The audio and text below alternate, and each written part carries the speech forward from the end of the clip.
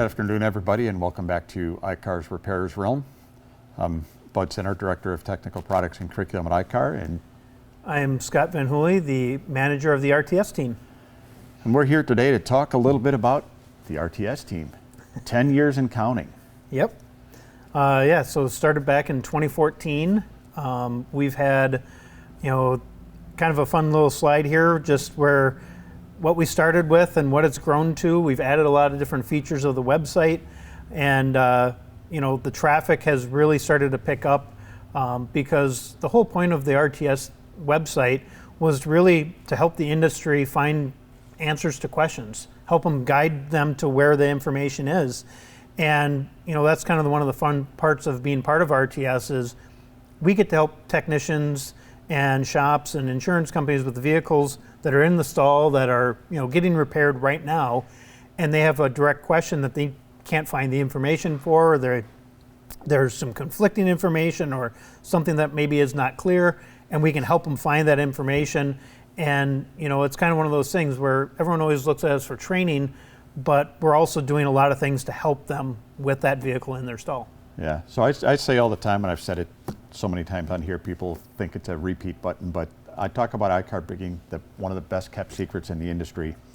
Although, I don't know how secret it is, right? It's out there, and it seems like I continue to go into shops and we talk about RTS, and they talk about, if I only had this source that I could use, this resource to help me find this information, and I'm explaining what RTS is, but then you look at the number of hits that the website has and the number of inquiries that you guys are getting.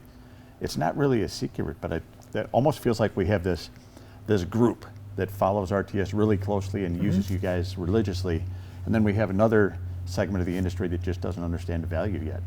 Well, I think that goes to, there's a lot of things. Look at, how many calibrations are being done on vehicles as opposed to how many probably should be getting done, because people are not always fully awake or aware of all the things that are changing.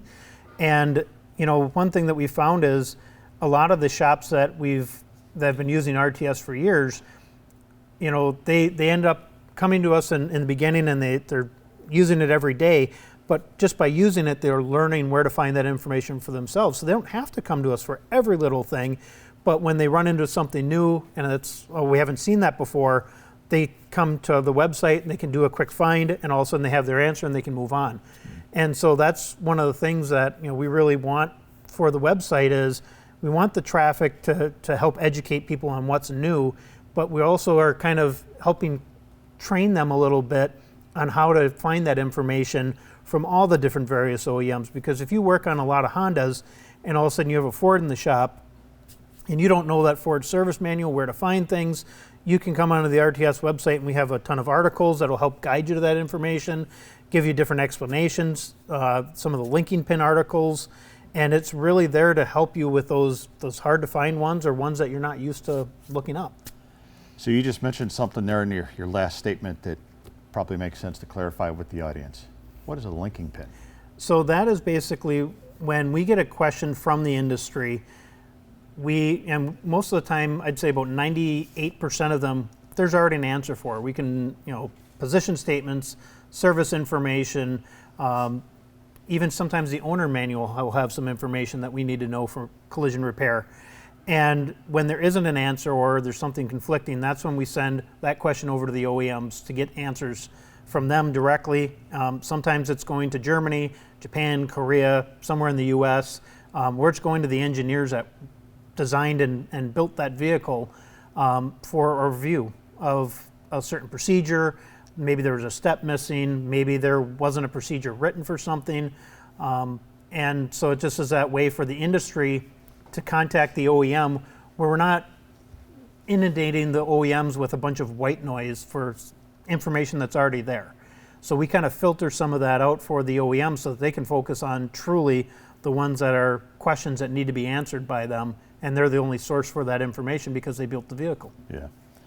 So not to put you on the spot, but with your Ask I-CAR, how many inquiries have you received this year? Do you know? Roughly? Approximately, as of last night, 46,029. So this is always a really impressive stat to me, not just the number of inquiries you get, But now let's talk about your average response time. This is the part that's incredible to me. So on the website, it does say that we'll get back to you within 24 hours. But in reality, if it's during our normal business hours, it's under 2 hours. And we've had a 100% success rate where it might not be, we have an answer for you. It might be, we can't find anything, but here's that linking pin form to then submit that to the OEM to get the answer. And even sometimes we've even had some of them that we've had to send to tool and equipment and product makers because there's a question on different things. And so, it's not just the vehicle makers, it's the whole, ecosystem of the industry that we'll reach out to, and we'll try to get answers for you if you have a question on something.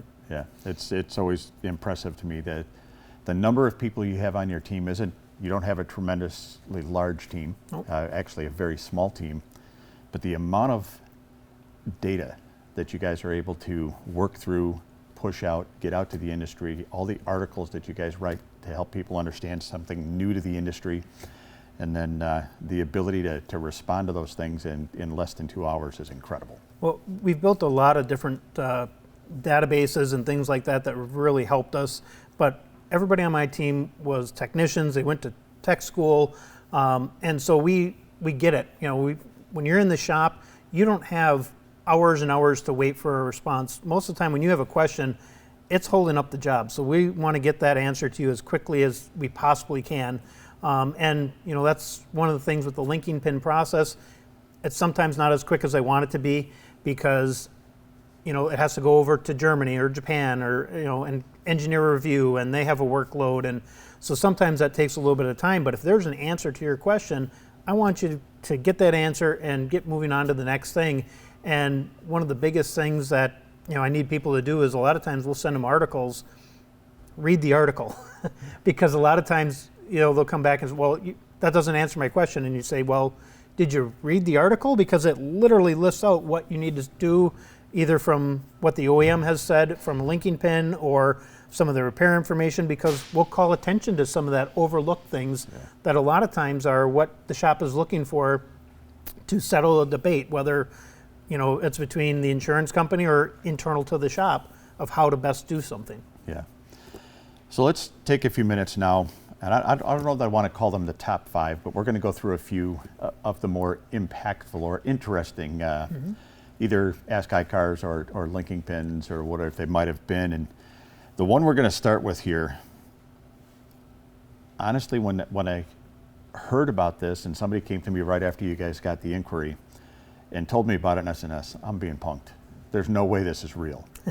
So let's talk a little bit about the blind spot dummy sensors that are found on some vehicles. So this one was from Honda. And basically, due to the microchip shortage, from what we understand, they didn't have enough chips to put in blind spot sensors on all these vehicles. And so their workaround for it was to put in a dummy sensor. And it literally says dummy on it, as you can see in the picture on the slide here. And it was something where they were kind of doing a workaround for the chip shortage. And what ended up happening is it doesn't really call it out in the parts catalog that it's a dummy sensor by VIN, and when you take it off, you notice there's a weight difference, but until you actually remove it and turn around and look at it and see the word dummy on it, do you know for sure that you have a dummy sensor. And if you plug in a real blind spot sensor, well, now the system goes, hey, this no longer is a dummy sensor, it's a blind spot. Where's my mirror indicators and where's the other blind spot? And there was no way at that time to do any kind of software update to basically undo it. And so they're still working through that problem, but again, it's that mirror matching apart. You never would have thought that, okay, this sensor is completely different. It's not actually a sensor. It's in the same bracket and everything like a regular one. So that one was just very surprising, but you're seeing a lot more of that variation because of all the problems that we've had since COVID. It's just really changed a lot of how things are done. But even on some of the different OEMs, sometimes depending on which package it is, it'll have a different sensor, different part number based on that package, because like a lot of your Super Cruise and things like that, those the advanced cruise control, it'll have a sensor in the same place, but it's a different part, different function, different range, and has different calibrations to it. Yeah. So you have to be paying attention to those sensors, and that was one of the reasons we picked this one, because it was kind of unique and something that was, easily overlooked, and no fault of the shop that ran into it, because it was a small little footnote that was easy to overlook in the service information. And they kind of went, well, it weighs different, but it must be an updated part number, and they made all these assumptions, plugged it in, and then went, uh-oh, what do we do now? Yeah. And if I remember right, the shop, this particular vehicle, the sensor had been hit. So it was essentially the sensor box that was there was no longer Right. there. So they really couldn't look at that. They didn't catch that little footnote you talked about. But then when you plugged it in and it's looking for all these the additional sensors, the interesting piece to me was that you couldn't just now unplug the real sensor. You had to either update the vehicle and add this system to the vehicle that it didn't have. Yep. Or you had to replace, I think it was the instrument cluster or something had to be replaced. Yeah, so what ended up happening is once you plug it in, because it was set up, so if you wanted to update that blind spot system to give a vehicle blind spot after it was purchased, you literally could buy the different mirrors, the two sensors, all the wiring was there, all the computer systems were there, plug it in, and do your calibrations, and you'd have a fully functional blind spot system. So the only way to get around that at this time, I don't know if they've updated it yet or not, was if you put in a new instrument cluster, it would also wipe out the mileage, because you couldn't copy anything from the old cluster to put it in there. So it was kind of, which way do you go? It's either you have a vehicle that now the mileage doesn't match the VIN or what the recorded mileage was, or you have a light on saying that the blind spot indicator is not available, which is more of an annoyance, but at least the VIN and the mileage will match. Nice. All right, so we'll jump into the next one that we wanted to talk about here. And this is another one that we hear questions about this all the time. We hear, well, all these vehicles are now adhesively bonded together in so many of the joints. How does that change the repair procedure? And we have one specifically called up, and it was I think you were talking about the GM trucks and some of the things Yep. that we were seeing. Yeah, so the GM, on the front end of the Silverado especially, they had a lot of adhesive up in that front corner, but people always want to, can we straighten it, can we not? But if there was cracked adhesive in there, or you had to do a pull, you're going to damage that adhesive joint, and there's no way for them to kind of guarantee that there's not cracked adhesive or bare metal in there. And plus the strength of it is extremely tough, and so to be able to even attempt to straighten it would be difficult. And we're starting to see that on a lot of the OEMs. It used to be just the aluminum vehicles. A lot of the Europeans, they would have things that you can't straighten anything with an adhesive joint with rivets and adhesive. But now we're starting to see it on steel vehicles, on the domestics. And so we're starting to see that shift. But we also have a lot of unique repair procedures that are coming out because of that. The Silverado is a great example of that, where you can't replace just that front little corner piece, but they have a procedure to basically take that whole front upper rail, both sides off as kind of a module, and put that whole piece on. Yeah. So they're coming up with some of these different procedures to kind of help with that repairability, but it's still something that we can't just assume we can do what we always did, because now there's structural adhesive, not just panel bonder, but structural adhesive and seam sealers everywhere. And if that joint is damaged, how do you get in there to reapply the adhesive? You have to pull the panel off. Yeah, I can very vividly remember when we were developing the course around the Silverado in collaboration with GM out at the General Motors facility, and we had an engineer, Mark Schlotka. And I was having a conversation with Mark off camera, and he started talking about the adhesive and the fact that if you had any deflection in the joints, that you had to replace the entire front module. And I went, what? Wait, let's back up. If there's any damage at all, you have to replace it. So I actually got him on camera. I said, would you go on camera? And it's in the course that way. We're seeing more and more of that from the manufacturers. There's just no way to know if that adhesive has been damaged. Yep. And we don't have X-ray vision, and I think that's you're seeing that everyone's been worried about, giga castings, and that's been kind of a conversation where people are worried about, but we're running into that now where, it's ultra high strength steel or aluminum extrusion or aluminum castings and things like that. And we're already replacing large pieces of these vehicles if there's damage because of all the layering and the adhesives and things like that. And, the torch and heating stuff up for pulling, it's kind of gone away. I mean, and there's still shops out there, I'm sure, that are heating things up that they shouldn't be heating up, and they're destroying things and not realizing it. And so we have to keep updating. And, that course was a great one because it was kind of a major change from their traditional repair methods that we've been using for quite a long time. Yeah. All right, so let's go into the next thing we want to talk about. And this one is another one that's interesting with the industry because you hear it all over the place. Confusion around cut lines. Where do I cut for this repair? And this is a big one, right? Because in some cases you cut in the wrong spot and the service part doesn't meet where you cut. What do you do now? Now the vehicle's total loss. Yeah. So let's talk about this one here. We've got one specific to Nissan INFINITI.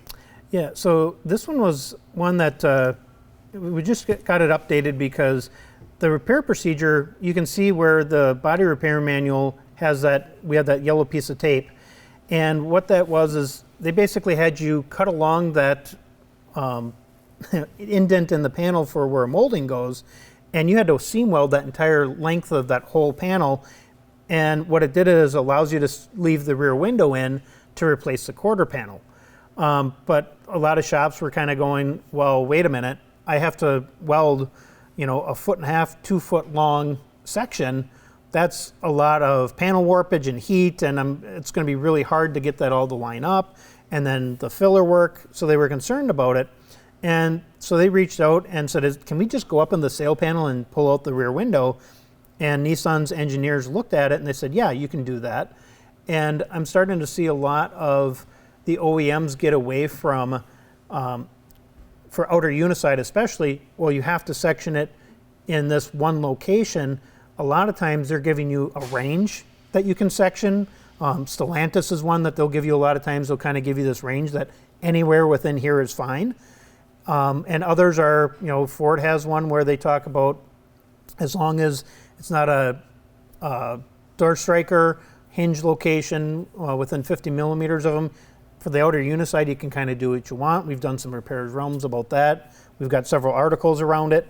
And it's, one of those things where a lot of that is evolving and changing, but never be afraid to send in a question, because the worst thing they can say is, no, you have to follow the procedure, and you still have a way to do it. Or if it's something that the engineer looks at and they can say, hey, you know what? On this vehicle, that's fine to do it. And we get that response back from them. And so all of a sudden something that was going to be a very intrusive repair can now all of a sudden possibly become much less intrusive, better repair, better quality for the consumer. And we still get to repair that vehicle instead of totaling some of these out. Yeah, makes a lot of sense. So the next one we're going to jump into here, well, if my memory serves correct, I think I'm getting old, so the memory might be a problem, but I think we did I recall doing a repairs realm with Hollywood, Jerry Benani, on something similar to this, right? We had I think we did some videos. Adam did those. Yep. Repairing the back side of the rocker panel when you rip the stud out for the running boards. And you've got one here that you're talking about, an example of a linking pin that was on the Ram running board mounting location repairability. Yeah, so what happens with those is you run over a rock, somebody hits the side of it, hits the running board, and there's not much damage, but it's tearing out the inner panel. A lot of times it's not even the reinforcements, it's actually an inner panel where the running board mounts. And shops were cutting off the outer uniside, taking the reinforcement off of the rocker to replace that entire part instead of just repairing that torn out stud or even a nut zert or anything like that. And so they came out with this procedure that basically said, hey, you can section in these little pieces and you can do repairs, and they kind of give you those guidelines because it's not a ultra high strength steel panel. I think it's like 340, and it was a far less intrusive repair for a minor damage, where instead of doing all that unnecessary work, you could just repair those little areas, and it makes it much more repairable. The vehicles can go through that repair process quicker. Customer gets their vehicle back and it's very happy, and it's approved by the OEM engineers. Yeah. So that's one that I think we're seeing, again, a lot more of that, because they realize that the more repairable they make their vehicles, that people want a vehicle that lasts. They don't want to just throw away vehicles. It's a big purchase. And so when they can have that vehicle go in and get repaired and it's all documented and done right, everybody's happy. Yeah, great. So we'll move on to the next one here. And this is one that you kind of mentioned this earlier, talking about potentially shops heating things that they shouldn't be heating and things like that. But this one is specific to Hyundai, and some questions that you guys received about the ability to use heat for repairs. Yeah, so basically what was happening is Hyundai had a statement for ultra high strength steel. They said, absolutely not, you can't do it. But they never said anything about high strength steel or mild steel. Can you heat it? Can you not? And so we reached out to them, and they obviously cold straightening on the mild steel and high strength steel, they allow that. And then they're allowing heat up to 750 degrees Fahrenheit or 400 degrees Celsius. So that's not real hot. Right. But it's something, again, that if nobody ever asked a question, they didn't know we need the information. So now what they're working on right now is actually getting a position statement and updated text in the manual that'll call that out. So now we'll have that in there. They're still working on it, so we haven't had an article out on it yet, but it will be coming out early next year. Yeah.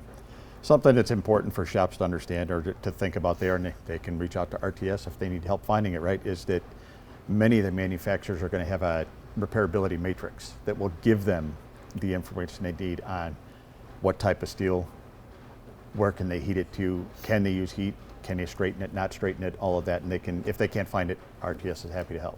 Yeah, Honda, GM, Ford, FCA, they all have that matrix, and it's great because it helps us with those repair and replace decisions, because a lot of times every accident's so different that if we have some of those general things when it's applicable, we can now make that decision quickly. We can go, okay, we got to replace this, absolutely. This one we can attempt to straighten, but it might be challenging because when you get into that high strength steel range, it's kind of hit or miss if it's going to straighten or crack. But if we go into it knowing that here are our limitations, we can move that vehicle again through that process that much quicker. Yeah, great.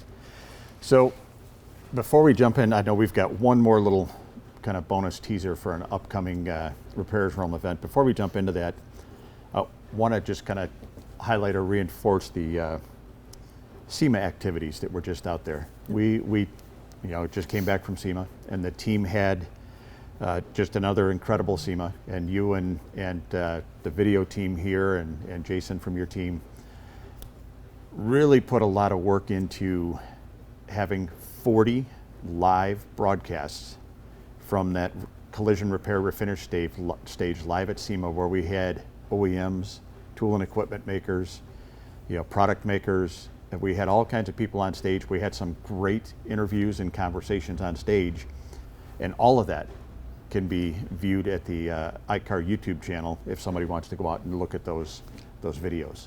So, yeah, and one of the ones that we wanted to highlight was Jerry Benani from Ford was up there, and they now have boron rear rails on a lot of the vehicles, and they're actually allowing sectioning of those rear rails in a specific location. And it's interesting because you don't seam seal it, or you don't seam weld it. You use plug welds and a few other things, and they're very specific on how they want it done. And we're going to be doing that future Repairers Realm with Jerry to kind of go over that, because it is a different kind of repair that we haven't seen before. But when we talked about earlier, the OEMs are looking at this stuff and they want to have these vehicles repairable, because if it gets in the rear rail, there was only a little, I think they had a stub section, and if it was beyond that, you had to replace the whole thing all the way up under the floor into the passenger compartment, and it's very intrusive and very difficult to do. And now they have a very specific sectioning procedure we're going to cover. So again, those are all things that, they were getting feedback that we need this to be repairable. And so they came up and they went to the engineers and said, hey, this is a problem.